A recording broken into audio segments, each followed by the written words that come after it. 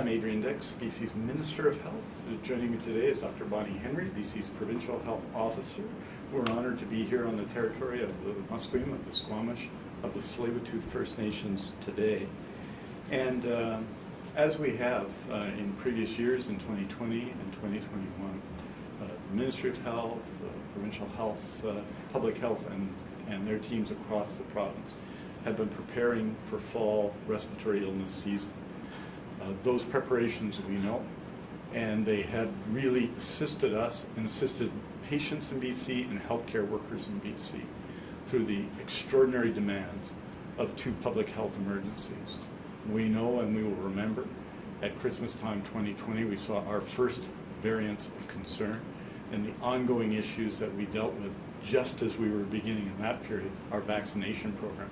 That fall was prepared with the expectation that there would not be vaccines ready, and by December we had vaccinated our first person in British Columbia. In the fall of 2021, in April of 2021, first of all, we had prepared with a very significant set of plans in 2021 to extend air ambulance services around the province, and of course we were tested in the fall of 2021 with the profound impacts, particularly in the north, particularly in the interior, of the Delta variant and subvariants of concern, and the need to fly people in the hundreds from those health authorities south who required critical care and were dealing with the COVID-19 pandemic.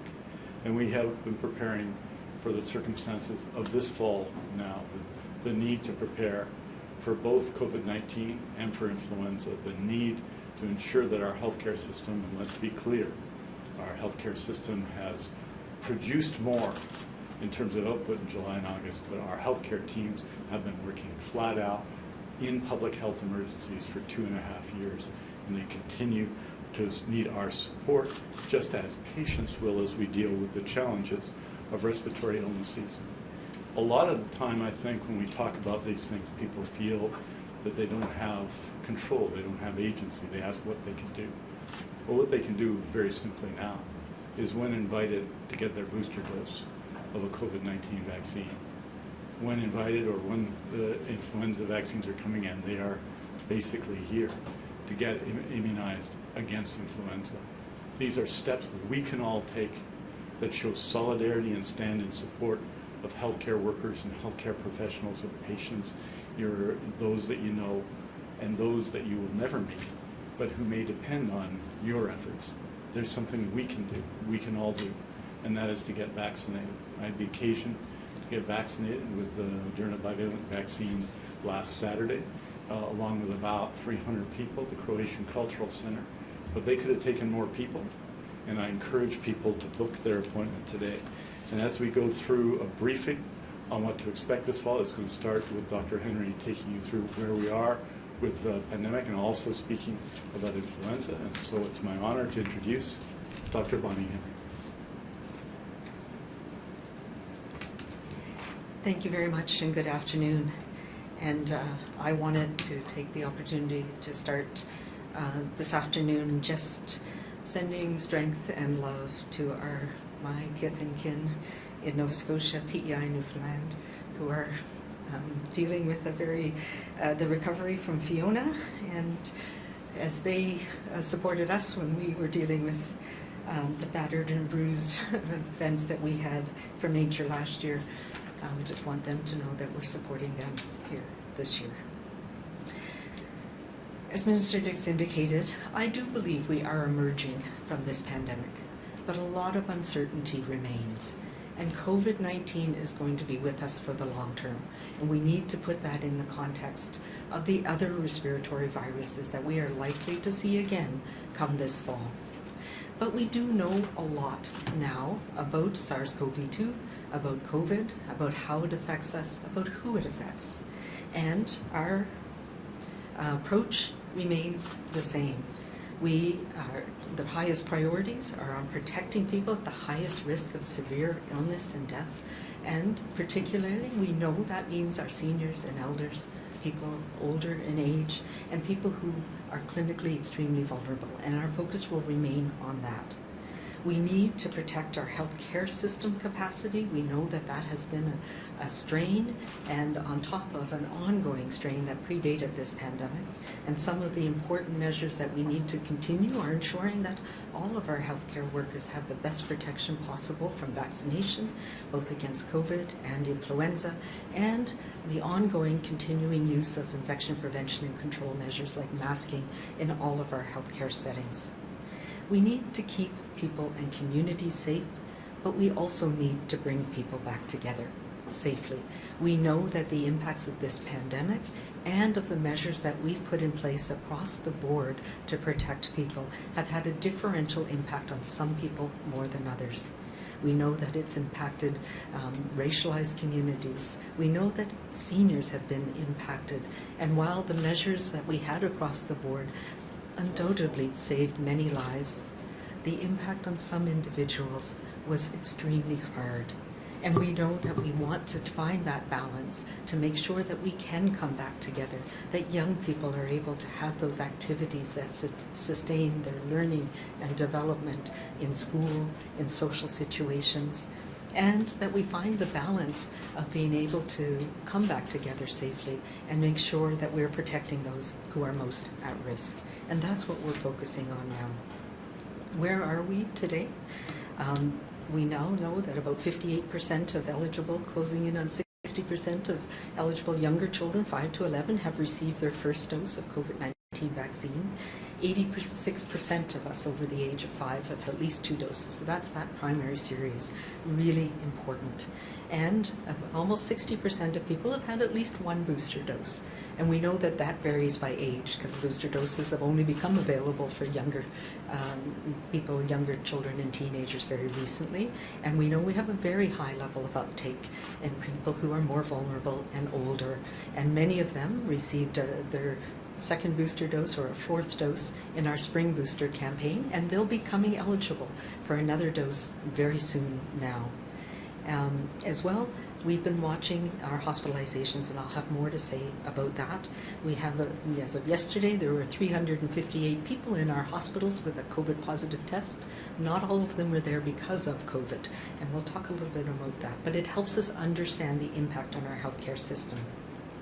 I also want to say that we have data now from Canada that shows in the first year of vaccination, they estimate that 310,400 lives were saved by COVID-19 vaccines across this country. And that is reflected what we see here in BC as well. It means we're in a very different risk scenario than even a year ago. So I'm going to talk about Omicron and where we are and what the epidemiology tells us about where we are from Omicron in the last year, since January.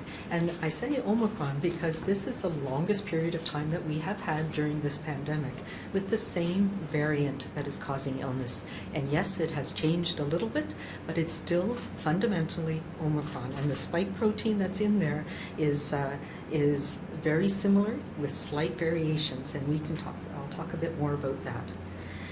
The focus in 2022 is on 2022, and as you can see, we had a peak of hospitalizations early on in January, February, and then it waned. But it didn't go back down to levels that we saw when we were in between waves last summer, for example. And we've had an increasing wave over March and May and June. I guess I better put my glasses on so I can actually see these. And then into August and September. But as you know, we changed to looking at all-cause hospitalization. So anybody who is in hospital with a positive COVID test. And we've done some deep dives in hospitals around the province. And what we are seeing is a change as well. Change from Delta, where everybody who was in hospital, the vast majority of them were there because of COVID. We now know that about 40 to 50% of people in hospital right now are there because of COVID. And the rest are there with a positive COVID test that was done for another reason. And that reflects the risk in our community. The same goes for our change in how we are looking at people who've died with a positive COVID test. And our all-cause mortality, so anybody who's died within 30 days gets into our database, and then we update it as we get data from vital statistics on exactly what was the cause of death and if COVID was related to any of the underlying causes of death. And it takes time for that to happen, and that means that our statistics change over time. But one of the things that we can see when we look at this is death rates from COVID remain low across the board, and that is good news. That tells us the impact of things like our immunization program. I'm just going to unpack a little bit the 30-day mortality by cause of death, and these are the data that gets reported weekly in our surveillance report as the information comes in, and it can take 4 to 8 weeks to get the cause of death from vital statistics, and as they are updated, we are able to update on an individual basis the database. But it is challenging sometimes to understand why things are changing on an ongoing basis. But what we can see reflects what we see in hospitalizations, that 40 to 50% of people who die, the deaths are not related to COVID. So that is important for us to monitor over time, and we'll be continuing to do follow-up with vital stats to make sure that we're not missing people. One of the things that we've done since the very beginning of this pandemic is be able to follow this virus through what we call whole genome sequencing, looking at all of the proteins, all of the genome, and seeing how the virus has been changing over time. And what we've seen from the beginning of 2022, in the pink on this chart, is that Omicron has really dominated. And it's changed a little bit, but it is still Omicron. And we remain in a period of uncertainty. But we know a lot more now, and we continue to learn. And we know that when variants arise, they're very unlikely now, given the evolutionary pressures that we're seeing around the world and the amount of immunization and immunity that we have, we're very unlikely to see a new strain arise in BC or in Canada that evades all of our immune system and our vaccination. So that's good news. And we've been working with our teams at BC CDC, at UBC, and at Simon Fraser to really try and understand what are the things that could happen and how likely would they be. So yeah, we have a scenario where there's something completely new and different that's likely to emerge somewhere else in the world, but even that goes down in probability as more and more people have immunity, particularly through vaccination, and that's more available around the world. What we are likely to see in the next 3 to 4 to 6 months is more Omicron, and maybe slight changes over time. So that's important for us. We're likely to be facing an increase and a surge in Omicron, maybe a slightly different strain. We've been seeing 4 and BA5 increase. We're now seeing some that are more related to BA2 being more active in some parts of the province as well. But the bottom line is they're all Omicron, and the new bivalent vaccines that we have that have an Omicron component in them are effective against all of what we're seeing right now. So that's important for us to look at. The other important thing to look at is who is still at risk. We know that Omicron, for the most part, is causing a milder illness in most people, and particularly in people who have vaccination. It's causing very mild illness in many people. And it is still our elders and seniors who are at highest risk. And we see that reflected in hospitalizations, particularly people over age 80 and people who have immune compromising conditions, transplant, people undergoing cancer treatment. And that is why we had our spring booster dose, and that made an impact on preventing people from having some more severe illness. We're also, and that's why it's important for us to focus on boosting up those antibodies as we go into this fall. Across the board, though, we are seeing very low rates of hospitalization, severe illness, or long-term sequelae in children. And that is very good, and we're thankful for that, and we know that vaccination can help reduce that even more. This is a really important slide. This is a summary of what we know about vaccination and how many doses provide protection. And again, it's age standardized. So that means compared to somebody my age who's unvaccinated, the risk goes up by 4 times from somebody who's been vaccinated with 3 doses, and the risk is twice as high of requiring hospitalization, requiring critical care, or dying. And that's from Omicron. So despite the fact that Omicron causes in generally milder illness, if you have no vaccines on board to help prime your immune system to respond, you're 4 times more likely to be hospitalized, require critical care, or to die from COVID. And this tells us as well that booster doses make a difference. For people who have that extra dose or doses on board, it's made a tremendous difference in reducing the risk of severe illness, reducing the risk of illness, but reducing the risk of severe illness in particular. It speaks to the importance of keeping vaccination rates high in all healthcare workers in our system, but across the board for all of us as we go into this respiratory season. As you know, we are following and have been following wastewater samples over time, and they're a really great way of looking at trends over time, and they tend to happen ahead of what we're seeing in terms of hospitalizations in the community. This pattern is a little bit different. The visions that we're showing are a little bit different from what we showed in the past, and we're moving towards a more interactive weekly report that will be on the BC CDC dashboard that will allow you to see the trends over time as well in a little more interactive detail. I am going to put up this slide of the modeling and show where we are now on the trajectory. Last time we presented this in June, we were starting on that track of going up along with the colored lines on the end, and there was a concern that we could go whether we had a higher risk scenario or a lower risk scenario. And what we have been is tracking very closely along the 20% growth advantage scenario that we were seeing with the BA5. So that's really important. It tells us that the parameters that we've been using give us a good sense of what possibly can happen in the future. And it's using this type of information that has helped us understand where we might be in the next few months. And what we do know, that both from infection and from vaccination, we see a waning, a decrease in those antibodies that protect us from infection. We still see good, strong cell-mediated response, so that complicated second stage of our immune system response. But the antibodies go down over time in about 3 to 6 months in most people.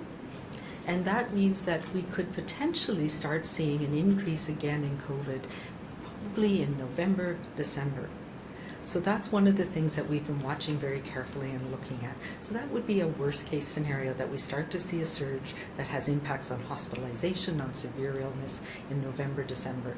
The other thing that we've been watching really carefully around the globe and here in BC is influenza. We've had very little, almost no influenza for the last couple of years, which means that most of us, and there's a whole cohort of young people who've never been exposed to influenza. And if we look at what happened in the southern hemisphere just this past influenza season for them, they had a surge of COVID, but they also had a surge of influenza earlier on in the season than their normal influenza season. So if we look at that as a possibility of what might presage what happens here, our influenza season generally starts to peak in December, January, and maybe into March, and then goes down after that. So if we see a similar pattern to what we saw in the southern hemisphere, we might be seeing influenza start to surge in November, December as well. So that is a scenario that we need to plan around. We know that other respiratory viruses, as we're traveling more, as we're coming together more, they spread rapidly around the world. We're going to see influenza, I have no doubt, and the worst case, we might start seeing a surge at the same time that our immunity from our last booster doses of COVID is surging as well in November and December. So these are the things that we need to think about and look at what are the things that we can do individually and collectively to help mitigate that and prevent a surge in our healthcare system. I'm going to talk really quickly about a seroprevalence study that was published last week, and this is This is a type of a methodology that we started. Dr. Danuta Soronsky at the BC CDC has been involved in this, and we put this together in 2009 to try and understand the impact of the H1N1 influenza pandemic. And since the beginning of, in March of 2020, we used the same type of study to help us understand serology and the patterns of infection in our community. So serology data, so that looks at antibodies or in the blood, in leftover blood at different age groups from people in the community. It gives us a window on new infections, and there's two things that we can measure. One is the nucleocapsid, and the nucleocapsid is a protein that indicates infection with SARS-CoV-2. The other measure that we can do is of the spike protein. So we can tell if that spike protein came from vaccine or not. So the anti-nucleocapsid serology reflects new infections over a short period of time, because we know that that fades as well. What we saw in the most recent what we've seen in the 7 snapshots that we've done across the pandemic is that we had very low rates of infection in the population over time. So antibodies to the virus itself remain very low, around 5% in most people, until we started seeing increases in antibodies against vaccine, which is great. That means the vaccine was working, and we saw a rapid increase, particularly in older age groups. But once Omicron came on the scene, we saw something different, that it spread very rapidly, and particularly in people who were vaccinated, was causing milder illness that many people didn't recognize they were infected, and it could spread more easily to other people. And we've seen that reflected in the number of people who have evidence of antibodies against the virus itself. And we now are at about 60% of the population overall has evidence of being exposed to the virus, having had infection, which may or may not have led to symptoms or illness, severe illness. And this is something that is not unique to BC. We've seen this reflected across Canada, and the Canadian Immunity Task Force presented some data very recently that showed about 60% of Canadians across the board have evidence now of being exposed to this virus and have antibodies. And that's about 18 million people. But here in BC as well, we look at the patterns by age. And what this shows us is that those who were vaccinated early and had high levels of vaccination, those who we have targeted, who are most at risk of infection, have been well protected by vaccine. So the rates of infection-related antibodies are much lower in older people. Also important for us to recognize that that means that we need to make sure that we keep boosting the antibodies in those people who are most at risk, and why we need to target our immunization programs continually to target them on people who are older.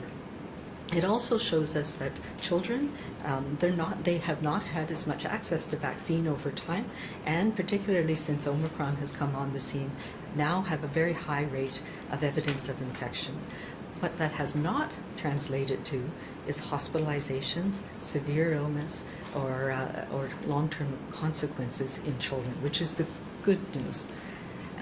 Still tells us the importance of people getting vaccinated and young people getting vaccinated, even if you've had a previous infection, because it can help prevent your chances of reinfection.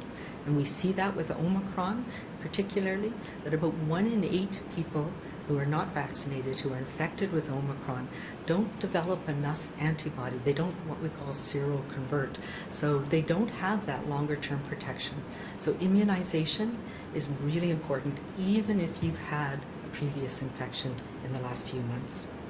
The other thing that we've learned, and it's reflected in this, but in many of the other studies that we've done, is that that second part of our immune system, the cell-mediated immunity, remains strong even as the variants change over time. And that's important. That means that that we continue to have good, strong protection against more severe illness with vaccination, and particularly, even if we've had infection, it can boost that protection as well. So the bottom line is to protect ourselves and our healthcare system. We all need to get our booster this fall. I'm going to talk really quickly about how we understand what's happening and trends over time in BC. We have a number of different things that we follow that give us what we call situational awareness or help us understand the trends that are happening. I talked a little bit about the one serosurveillance study that we did. We have a number of others that we do on a weekly basis. We partner with Canadian Blood Services. We've been using the leftover blood from perinatal testing to help us understand in geographic areas across BC if we're starting to see increase in infection-related antibodies. We are also continuing to follow hospitalizations, critical care, deaths, outbreaks and clusters in community settings in long-term care. We have what we call a Sentinel Practitioner Surveillance Network, where we use a multiplex test for people who go in to see a physician or a clinic for respiratory illness. You get tested for influenza A and B, for RSV, for parainfluenza, and now for SARS-CoV-2 as well. And we have over 300 sites around BC, and we also partner with Ontario, Quebec, and Alberta to have an understanding of vaccine effectiveness, as well as the trends in what is spreading where around the country. We continue to use testing to help us understand the proportion of people who are testing positive, and what age group, and who's at risk for more severe illness. I'm going to talk just a minute about wastewater surveillance because that's proven to be a really helpful tool that we want to use for other things as well. And it helps with pathogen detection. We can use it for detecting whether we see monkeypox, for example, in certain parts of the province. But right now, the most important thing that we've been using it for is trends in COVID or SARS-CoV-2 over time. And it's been very helpful for that. And we use this as well to in our whole genome sequencing to see if new strains are arising. So we are expanding the wastewater surveillance program. We've been working a lot on this. The team's been working a lot on this through the summer. And on the left-hand side here, this is just a schematic which shows, the blue line shows the wastewater testing trends over time in the Lower Mainland, and the yellow line is hospitalizations. And this has been really helpful for us in that the trends precede what we're seeing in the impact on hospitalizations by about a week or so. So it has been very helpful for us in understanding what the COVID climate is in our communities. So we are expanding to the island, where Comox, Victoria, and Nanaimo will be coming online in the next few weeks, as well as Kelowna, Nelson, and Kamloops by the end of, hopefully the end of September and early October. We are in negotiations and discussions right now to expand to a number of communities in the north, where we also think it'll be really helpful. The challenge has been personnel, people who work in the wastewater system there, and how can we make it as easy as possible. It's a very complicated process, and what we do is take samples 2 or 3 times a week to get a better idea of what's happening, because things can be influenced by rains, by a number of other factors. So those are ongoing, and all of that data will be available on the dashboard on the BC CDC website. And the other surveillance pieces we're going to make more accessible for people as well on the BC CDC website. We've also evolved in COVID testing and how important it is. We're moving away from some of the standalone COVID testing sites that we needed when we were dealing with a different strain of this virus. And now we have the ability for people to test at home. The rapid antigen tests are available widely everywhere that people can use to help direct their own, assessing their own symptoms. And we do know, though, that we want to make PCR testing available to people where it might affect your treatment, whether you're going to get into hospital or not, whether you can access Paxlovid, which is a treatment that's available for COVID. But also right now we're going to be testing for, part of the surveillance is testing also for influenza, because we have treatments for influenza as well. We have a system set up, knowing that in some remote parts of the province and other places, access to healthcare workers may be a challenge. So you can call in and be assessed whether you can access Paxlovid, whether you're eligible for treatment, and whether you're on medications that may interact with it. We've distributed about 14,000 doses of treatment courses of Paxlovid already. About 47 to 50% of people who access our pharmacist or physician assessments actually get Paxlovid, and that's one of the challenges with the medication because it interacts with other medications people are taking. But there is no issue of supply. It is available across the board, across the province for people as they need it. And the rapid antigen test can be used to initiate treatment. I think that's really important for people to know too. So where are we now? We know that this bivalent booster, regardless of how many booster shots you've had in the past, we want everybody to get it. Anybody, adults, it's available for adults over the age of 18 and for some higher risk teenagers. If you've third dose or fourth dose or fifth dose, the bivalent booster is the one you should be getting now. We know that it protects against infection, but that wanes off over time, but does prevent against reinfection as well. And we want people to have that boost in antibody levels as we go into November, December, January. So now's the time to get it. For people who are at highest risk and got that fourth dose in the spring booster program, you're coming up to 5 months now in October, and we strategically planned that so that it is available for people, and you'll be getting your invites to come and get your bivalent booster dose and your flu shot in the next few weeks. We know that it protects against reinfection, as I mentioned, as reinfection with different Omicron strains, and it reduces your risk of having long-term complications from COVID and sequelae for COVID infection. Really important. We know we get a strong and quick response from antibodies to get us through this fall and winter season, and we have less virus circulating. That protects all of us, even those people who are most at risk of severe illness. And very importantly, it helps protect our hospitalization, our hospitals, and our healthcare workers. I do want to take a moment to speak directly to individuals who are at higher risk of serious outcomes of COVID-19. While the pandemic has challenged all of us in different ways, for the group of people in our province who are severely immune compromised, transplant recipients, and their loved ones, this virus has posed a very serious risk, and as a result has created significant fear.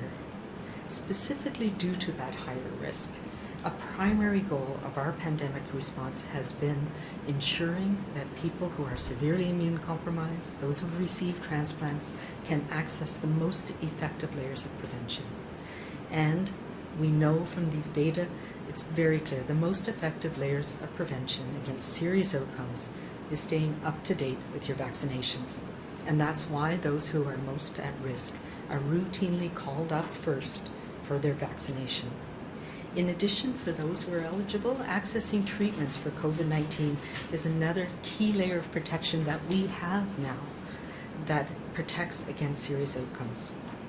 And I recognize for many people who are clinically extremely vulnerable, there has been a fear and apprehension as collectively we have moved from all using the same levels of protection all the time, for example, the mask mandates, to transitioning to individual layers of protection as we do for other respiratory illness. And some people have even shared with me that they felt left behind or unimportant and at risk as we're moving through this phase of the pandemic. And I want to say I honor your concerns and your fears and assure you that you are being heard.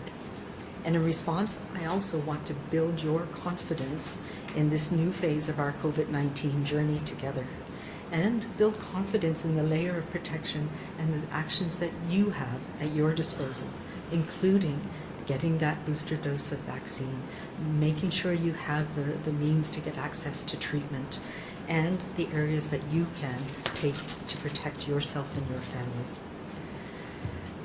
Our data shows that for those who are fully vaccinated and boosted, the risk of becoming very sick, even if a child is in school, even if you have children who are interacting and others interacting in the community, your risk of becoming very sick now has gone down greatly.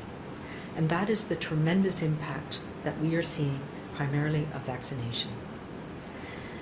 While some families with more vulnerable members may choose and will choose to continue to use additional layers of protection, such as masks and keeping groups small, we no longer require that of the whole community because vaccination, community immunity, and treatments offer effective protection against serious outcomes for everyone. In this era of high community immunity and new COVID treatments, the majority of people who are fully vaccinated and boosted, COVID no longer poses that same risk of serious outcomes as it did at the onset of this pandemic. And that means we can go back to safely doing a lot of the activities that we do and put COVID in the context of what we deal with every year in respiratory infections. And I know that that's a challenge for many of us. It's been a very difficult road for some people. And we're working with BC Transplant and with other teams of clinicians who provide care to people who are clinically vulnerable to make sure you have the information, the tools, and the access you need as we go through this period. Finally, I do want to talk a little bit about influenza. As I mentioned, I have concern about influenza. It's another one where we have a very effective tool to protect people from serious illness, and that's vaccination. So our provincial influenza vaccination campaign will start in earnest next week, and for most of us, the week of October 11th after the Thanksgiving long weekend. We've started to receive vaccines, and we'll be moving them out to people in the community, and it'll be available in all of our pharmacies and community clinics by October 11th. Again, this year it is recommended and free for everybody over the age of 6 months, where we don't have vaccine yet for young children. And this year as well, we have enhanced vaccines for seniors. And there are 2 different vaccines that have both been proven to be very effective in giving extra protection for seniors who need it. And the Fluzone high dose is available, and we'll be giving it to seniors in long-term care and assisted living, along with your bivalent COVID booster. And for other people in the community, it's the Fluad, the adjuvanted vaccine, is very effective at giving extra protection for community-dwelling seniors. So it is very important as another measure that we can take to protect ourselves, to make sure we're not going to be passing it on to people around us who may be more vulnerable, and to ensure that we're taking everything we can to prevent the risk of unnecessary isolation because of sickness over this fall season. So what can you do? We now have a very strong personal toolkit that we can all use depending on what's happening in our community. So my job, one of the jobs that we'll be doing, is giving you a sense of what's happening with COVID as we move through this season, as well as influenza and RSV and parainfluenza and the other things that cause respiratory illnesses. That will be the COVID climate that we're in, or the respiratory virus climate. And from our surveillance data, we'll know whether things are going up or down and what is the most likely thing causing illness in our communities. And then on a day-to-day basis, we need to look at, what is the weather? How am I feeling today? One of the most important and very effective measures that we have is to stay home and away from others if we're feeling sick, and particularly if we have a fever. Having a fever and a cough, fever and a rash, those are signs that we might have an illness that's infectious to others. It might be COVID, it might be influenza, it might be another respiratory illness. We should stay away from others if we have those symptoms until we're feeling better, we no longer have a fever, and we're back to our usual activities. The other things that we need to consider are, am I up to date on my vaccinations? And for now, that means getting your bivalent fall booster for COVID and your influenza shot. And then we need to look at, what am I planning on doing? If I'm feeling a little bit off and not that well today, I'm up to date on my boosters, and I'm planning on going to visit somebody in a long-term care home, I may want to postpone that visit until I'm feeling better again. If I'm going to a setting that's indoors and crowded with people that I don't know, then there's the option of masking. If I'm looking at what's happening in my community right now, we have treatment options. We know that we will never be able to stop washing our hands. That makes a big difference. It does protect us from a whole variety of infections. We have gathering options that we can do depending on how we're feeling, depending on our vaccination status, who we're going to be with. We can keep our groups smaller. We can meet outside. We can pay attention to ventilation and open spaces and airflow. That's something we're doing in our schools and workplaces. We can look at clean surfaces. We can look at using at-home tests to help us guide our actions as we get through this. Our best protection is to get vaccinated. And that's important right now to get us through, to protect us, to protect our healthcare system, and protect each other as we go into the fall. Thank you very much, and I'll turn it over to Minister Dix.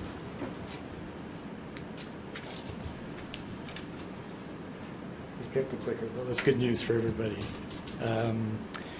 Thank you very much, Dr. Henry. Thank you to all of your team and all the work that they do, all the teams in all the regional health authorities and public health, and the teams at the BC CDC who assist us extraordinarily in our task of planning and preparing for the challenges of every season of the year, but particularly for fall respiratory illness season.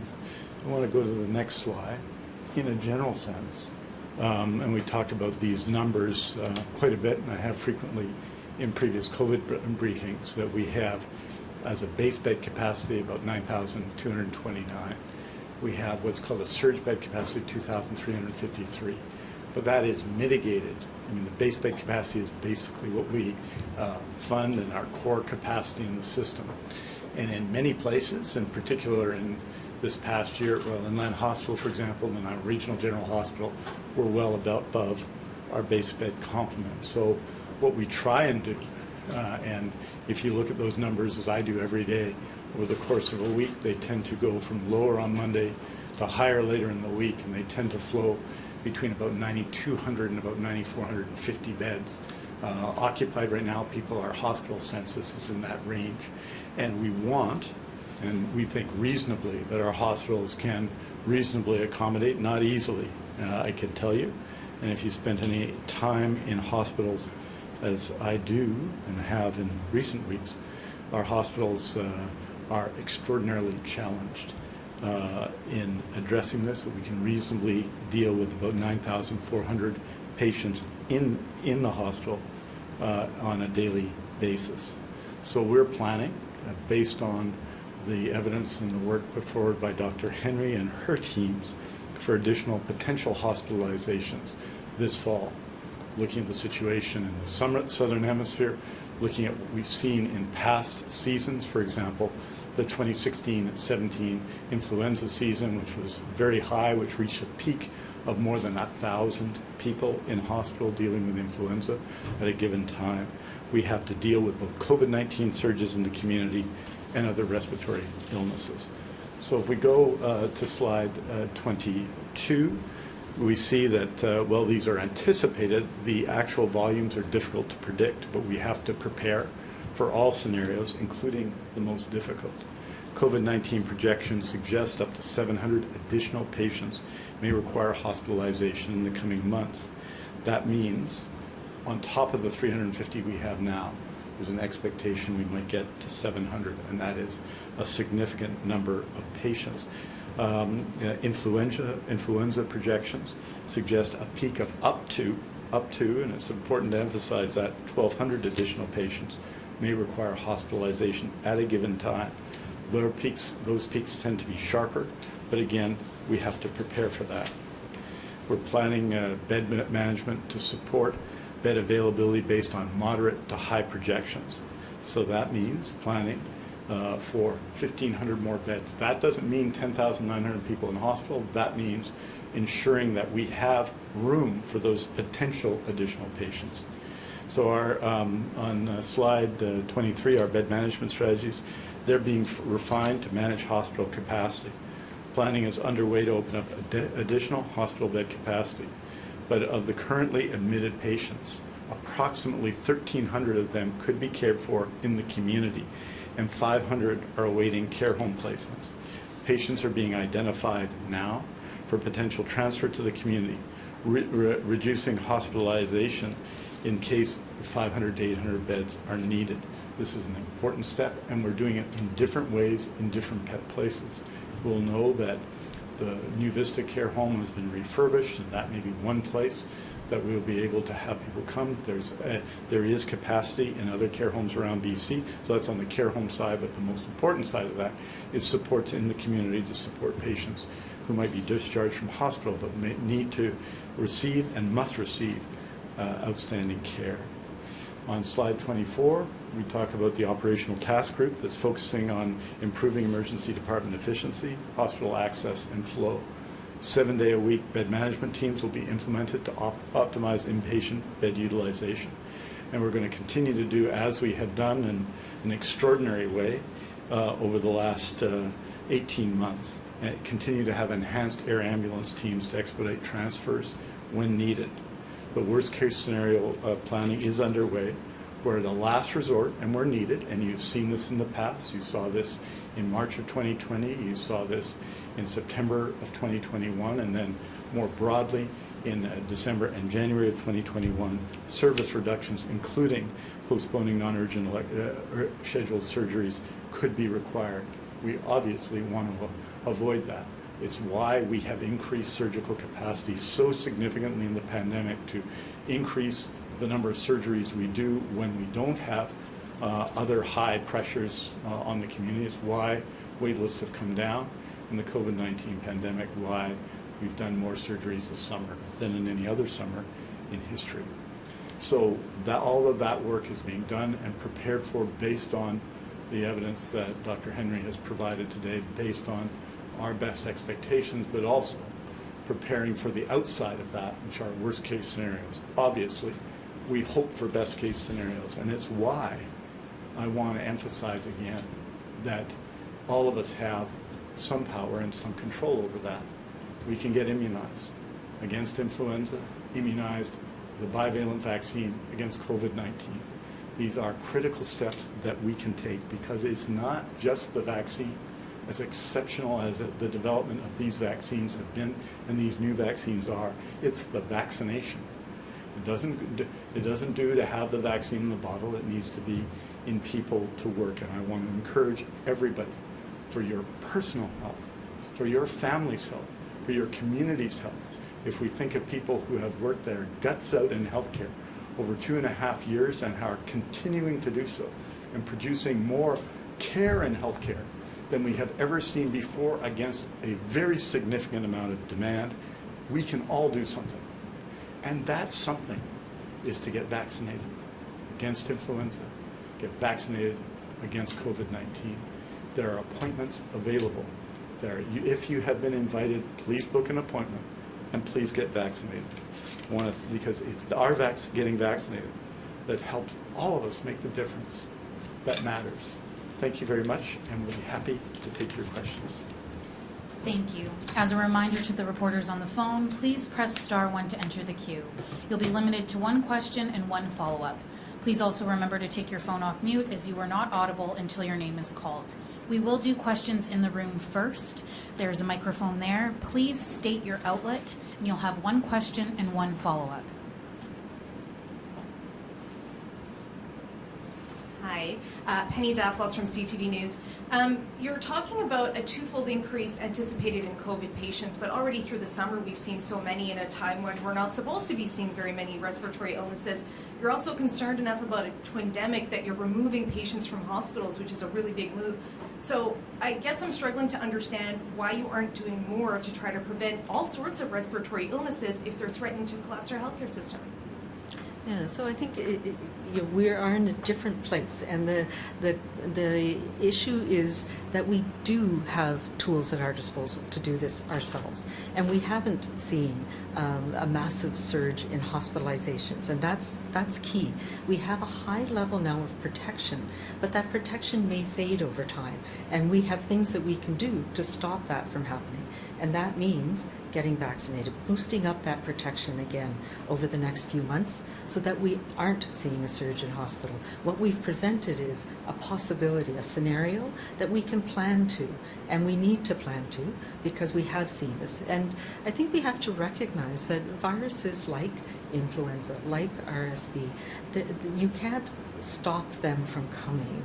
When we have a mobile community, we have people moving around the world, and they come in waves. And we can take personal actions to try and protect ourselves, and then we take communal actions. So having my vaccine protects me, and that protects the level of people around me and my community as well. Do you have a follow-up? I do, yeah, and perhaps this one's for the minister. I mean, we're at a point where we're already decanting hospitals, which is incredibly serious. I mean, this, I think, is not a lot of people were anticipating to be back discussing this again at this point of the pandemic. And I just want to know, like, are you trying to get more healthcare workers in? Has there been any tangible movement, whether it's to improve working conditions or pay or anything else, to try to incentivize some people to come back to help with what sounds like you're very concerned could be a really dire situation in the coming months? Well, the short answer is we have, and we will.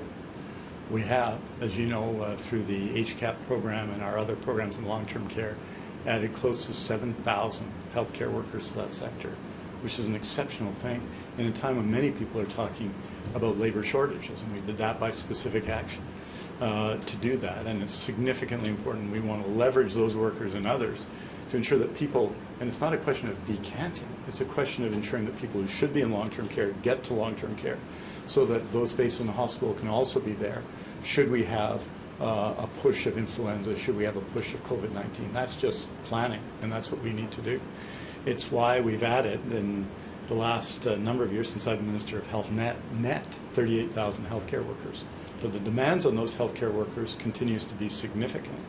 And there are other forces around, including the 15,054 people last week, most recent week, who are off sick, which is 5,000 or 6,000 more than normal. And they don't happen in a uniform way. They'll happen inconsistently across things, and people are most affected in places where one or two people can affect the service, in a smaller hospital or in a smaller facility, for example. So we've added in the facilities bargaining unit association, so we count this, negotiated with 26% in 4 years. We've added in the nurses bargaining unit about 18%. We've added in the ambulance paramedics 27%. And what you'll say to me, and what people justifiably say to me, it's not enough. You know, there is very significant demand, and we need to respond to that demand. And I'll have more occasion to speak in detail about not just the situation now and this fall, because this is the planning we should be doing now as we see what's happening in other parts of the world, but over the next period of years, the next 5 years, when I present our Health Human Resources Plan tomorrow. We have our next question. Please state your name and who you're with. Hi, it's Andrea Wu from the Globe and Mail. My question is also for the Minister. I wanted to ask you about wait times for cancer treatments in British Columbia, which have been growing over the years due to staff shortages and other issues. As one example, only about 20% of patients referred to an oncologist are able to get in for a first consult within the recommended 2 weeks. And in some cases, people are waiting 2 or 3 months or sometimes even longer. This, of course, leads to disease progression, a huge amount of anxiety. In comparison, in Ontario, about 75% of people are able to get in 2 weeks or less. In your view, what is the reason for these growing wait times, and is the province doing anything to bring them down? Well, yes. And I think it's always important to look at all of the comparisons. CIHI compares on diagnostic care, for example. We've heard some about that in the last couple of days. And BC has gone from some of the worst in the country to some of the best in the last few years because we've dramatically increased that. That's true in cancer as well, where we've added PET-CT scanners, not just in Vancouver, but in Kelowna and Victoria. They do about 5,000 scans a year in that area, so that's been a significant improvement. What we've seen in the most recent period is really a surge. We saw an immediate decline in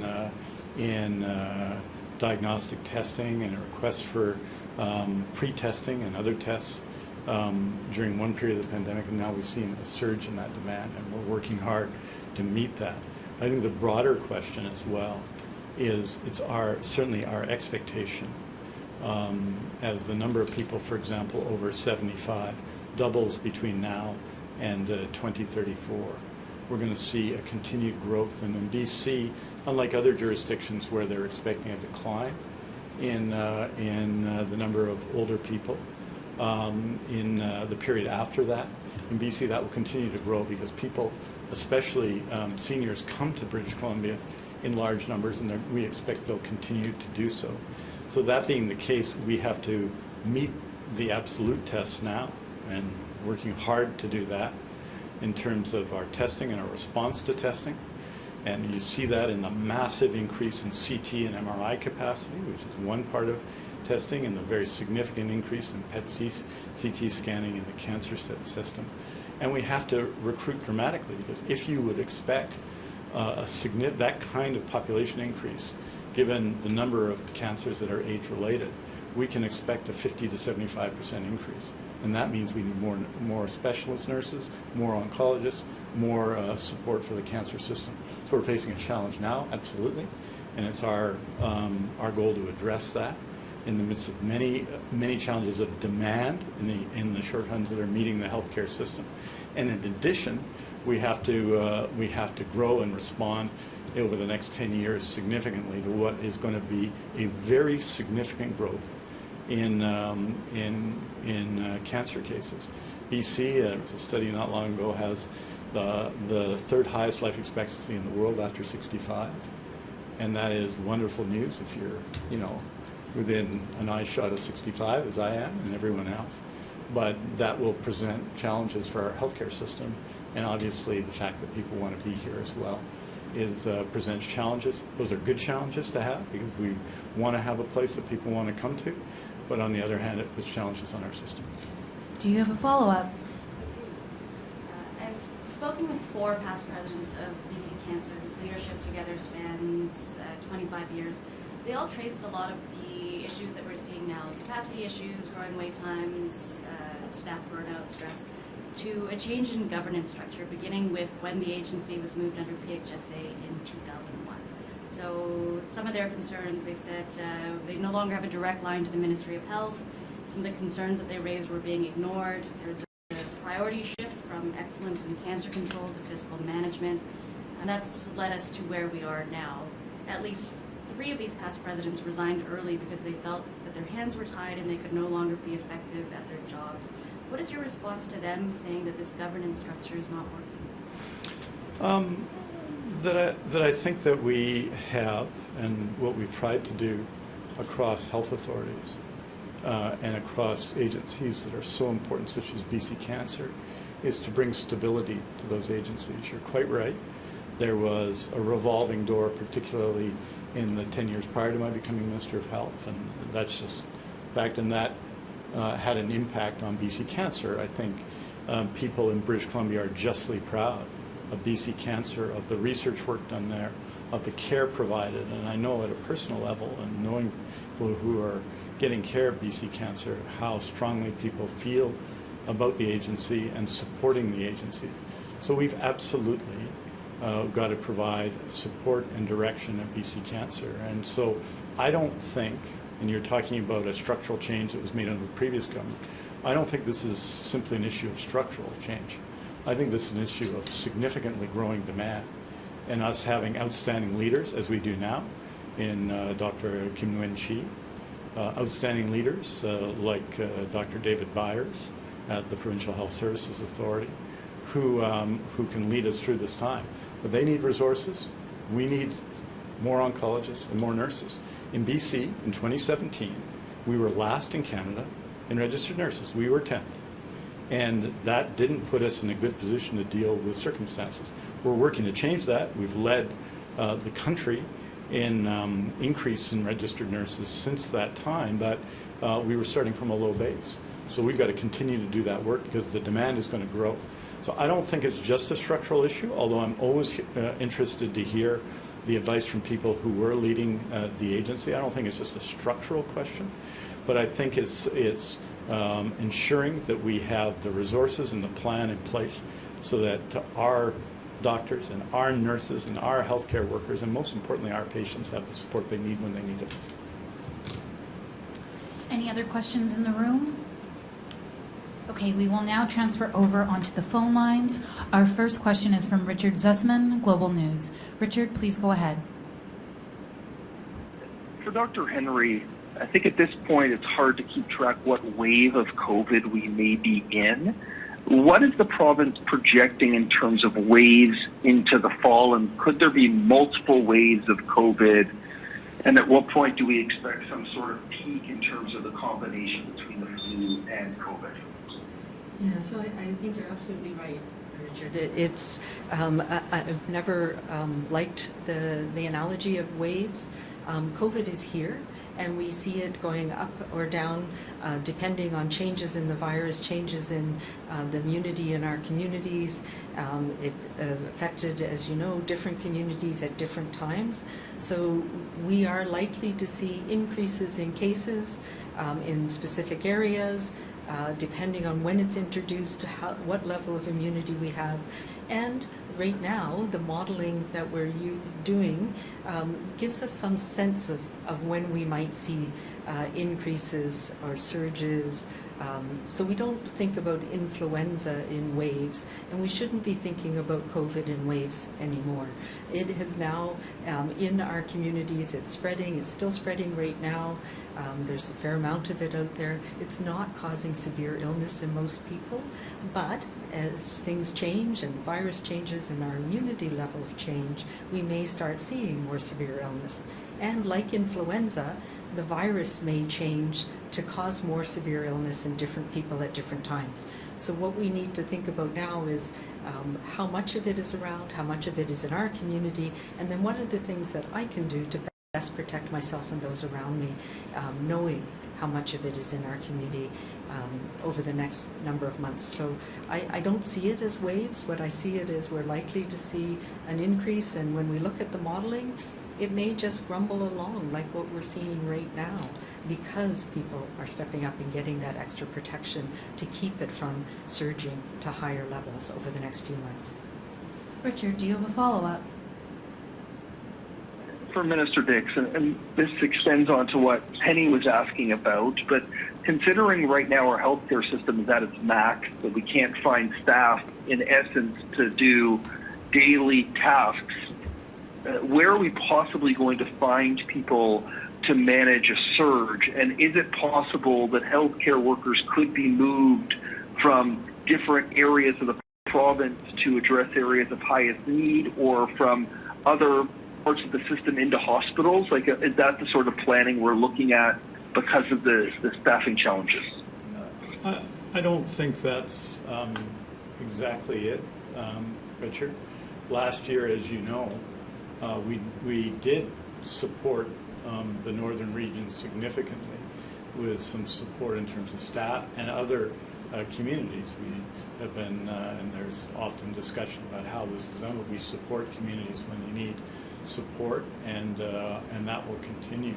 Last year, as you know, it was a very significant thing in 2021 and into 2022, where critical care capacity was overwhelmed in the north, and we took the decision because we had a very high number of patients at that time with the Delta variant of concern, unvaccinated, who required critical care, and we used the enhanced air ambulance capacity to move those patients south. So we didn't create the new capacity in the north, we moved the patients to where the capacity was, and we took actions on other things in the healthcare system to ensure that it was available. And that's the planning that takes place all of the time. What we're proposing here is to create, with resources in the community and in long-term care, some reduction in our current levels of beds, so we have capacity to meet the test that may come in the surge of influenza and COVID cases. Look, we're in the midst of two public health emergencies. We went within a few weeks from 0 to 1,500 contact tracers. We launched the largest immunization campaigns in the province's history. We're in one right now. Yesterday, and we want these numbers to be higher, but yesterday, between 24 and 25,000 people in BC were vaccinated against COVID-19. In the coming months, we're hopeful that a couple of million will be vaccinated against influenza, and again, a couple of million more at least against COVID-19. These are all massive demands on capacity. It wasn't somebody from somewhere else who vaccinated me last Saturday. It was a public health nurse from Vancouver Coastal Health, and so these are the people that do all those work. So the demands on healthcare 2 public health emergencies, the largest surgical effort in history, and the largest levels of surgery, the largest levels of diagnostic care, more primary care visits than ever before, compared to pre-pandemic, approaching 1.5 million more this year. All of those things that we're doing, and of course the public health emergency that we hear about every day, that is the overdose public health emergency, which creates pressures on everyone, on our ambulance paramedics, on our whole system. So this is us preparing and managing, looking at what we might expect and preparing for it. And that means if we need to, doing what we've done before, which is make very tough decisions, for example, potentially, as we've done before, for example, and this is just an example, we're hoping to avoid that this year, to defer non-urgent scheduled surgeries so that we have that bed capacity and we have those that staff more available, because all of them are working flat out, more available to deal with the surge in patients that comes with a surge linked to, say, a respiratory illness such as COVID-19 or influenza. So that's the planning that we do. We do it consistently, and it doesn't happen some of the time. It happens all of the time. And so this is what we're presenting to people, that we're doing this preparation. We did it in 2020, and it really helped deal with some real challenges in that year, in the sort of pre-vaccination fall season. In 2021, in the very significant challenges of Delta, which I think with the year passing, with other challenges having come forward, we forget about all the significant issues in long-term care, which is why we added the HCAP program and added some 6,800 workers through those programs and infection control in those sectors. So that is the planning that takes place all the time. And what it tells us is that demand is going to continue to increase, and we've got to meet that demand by training more people, doing a better job retaining people and supporting the people that actually work there, recruiting people, and redesigning our system so that we can use all of the resources in healthcare. That vaccination campaign we're talking about, very significantly done this year, at a difference in the beginning of 2021 by pharmacists. Our next question is from Mira Baines, CBC. And this question is for Dr. Henry. How concerned are you about COVID restrictions being lifted for travelers to and from Canada, considering past concerns you've raised during the height of the pandemic? Yeah, I think we are, as I said, in a different place right now globally, and we have to balance the measures that we take. And, very early on, when I thought about, the unknowns and the potential impacts, we made decisions to do more rather than less, and particularly around, we knew viruses were traveling with people, and when people moved around, they brought them with them and brought that risk with them and took that risk back from where they came. And we now are in a different place because of vaccination, both here and globally. So it doesn't, we don't need to have the same level of broad restriction. So I think it is a timing thing that we're at a place now where the risk to the population here of somebody coming in with COVID is different. And we presented that today. We don't have that same level of risk and susceptibility and vulnerability across the board here in Canada because we've had such high rates of vaccination and because of the impact of Omicron over the last few months. So I think the timing is right. We've been having cruise ships, for example, who've come in and out of Victoria, and we've managed that. And we have the tools now to be able to get back to more normal activities. So we'll watch and see, and part of our job is to continue to monitor to see if there's impacts from this. But I think it's, I think we can't expect that we can limit travel and the impacts that has on people around the globe right now in the same way that we needed to when we didn't have, we didn't know about the virus, we didn't know what was going on, and we didn't have ways of protecting ourselves, particularly vaccination. Mira, do you have a follow-up? Yes, and this is a question for a colleague. Dr. Henry, you said that schools can't be blamed for the spike in COVID transmission highlighted in your study. How can you say that definitively, given that we have no contact tracing basically to speak of at this time? So when we look at the timing of when we're starting to see that increase in infection-related indicators and antibodies, and really what we see is it's across the board. It's not just in school-aged children.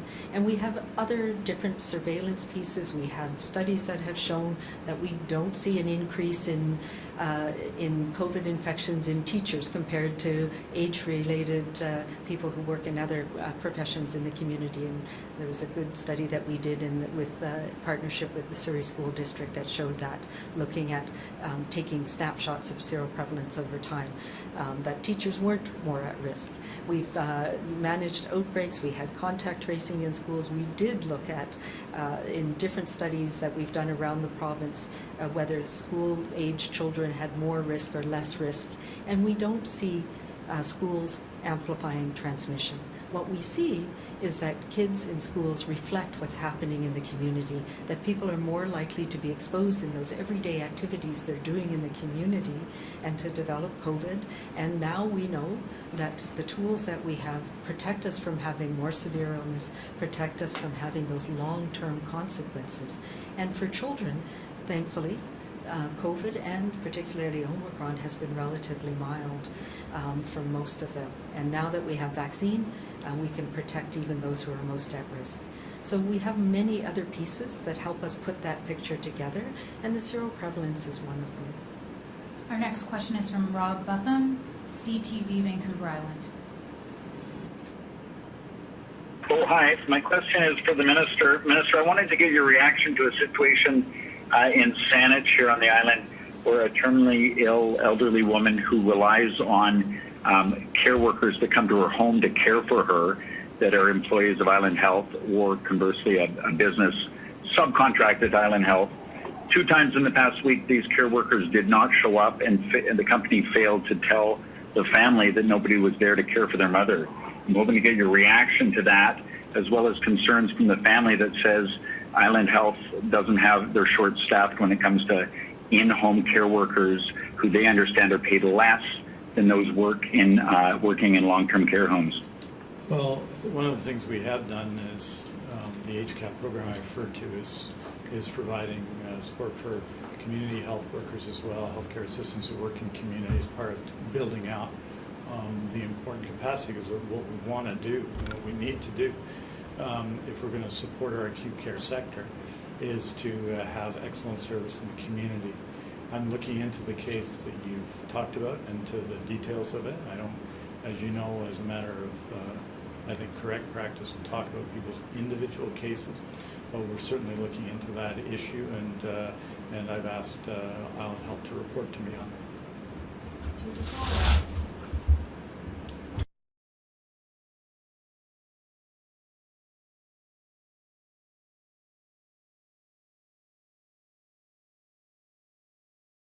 Criticisms that BC has been dragging its feet in terms of approving drugs, and that its system is redundant because the Drug Benefits Council sort of duplicates the role that a national body does when it comes to approving drugs. I'm thinking specifically of the cystic fibrosis community, which was critical that BC was the last province or territory to approve Trikafta for young children. Every other province did it ahead of BC, and they say that's an example of this redundant process slowing getting these valuable drugs covered in the hands of people who desperately need them. Would you consider streamlining our process and, advocating to eliminate the Drug Benefits Council, or in some way speeding up the process here in BC? Well, BC on Trikafta was a national leader working with other provinces. A key issue on Trikafta was working with the drug company, Vertex, to ensure that we got access to the drug. And most places, you're talking about, we had access, of course, but expanding it to a new group of children who would get access to Trikafta. And they are getting that access in BC. I think the difference in most jurisdictions was, in a couple of cases, some days. But all of the provinces worked together as part of our pan-Canadian negotiations to ensure that we could get access to this drug. I'm very proud our group including those who work in the Drug Benefit Council, including those who work in the Ministry of Health, are national leaders in that regard. And it's why we've been able to continue both to take initiatives such as the biosimilars issues, initiative to reduce costs so that we can list and ensure that people have access to the newest drugs. So I think the Drug Benefit Council serves a very good job independently defending the interests of both patients and ensuring that there's a public health lens on drug decisions we make. They do a good job on that. I think we're very similar to other jurisdictions on that question. In a general sense, what's our approach been on pharmacare? Our approach has been to increase access for people, whether it's continuous glucose monitors for people with type 1 diabetes or access to drugs such as Trikafta, and we're going to continue to do it. There is a challenge, though, and this is a challenge that's a national challenge in Canada, and the federal government has talked about action here, which is the challenge of expensive drugs for rare diseases. We're seeing both the cost of those and the growth of those increasing dramatically. Trikafta is one of those. We're talking about drugs that cost per patient are in the 6, sometimes 7-figure ranges, including a number of the drugs that have been approved in British Columbia. And we need collective action in Canada, both to reduce costs and ensure that people who need it, like people with cystic fibrosis, get access to the drugs that they need. And that means us working together with other provinces. We do that every day. And that means the federal government playing its role, which is not just to say it's legal to sell the drug in Canada, but to work to support the listing of expensive drugs for rare diseases, and they've committed to doing that, and we're hoping, and there's an upcoming Health Ministers Conference, which I invite you all to, on the outside anyway, in Vancouver coming up at the beginning of November, and that's one of the issues that we'll be discussing. This concludes. Oh, sorry. This concludes today's event. Thank you, everyone, for joining. Thanks very much.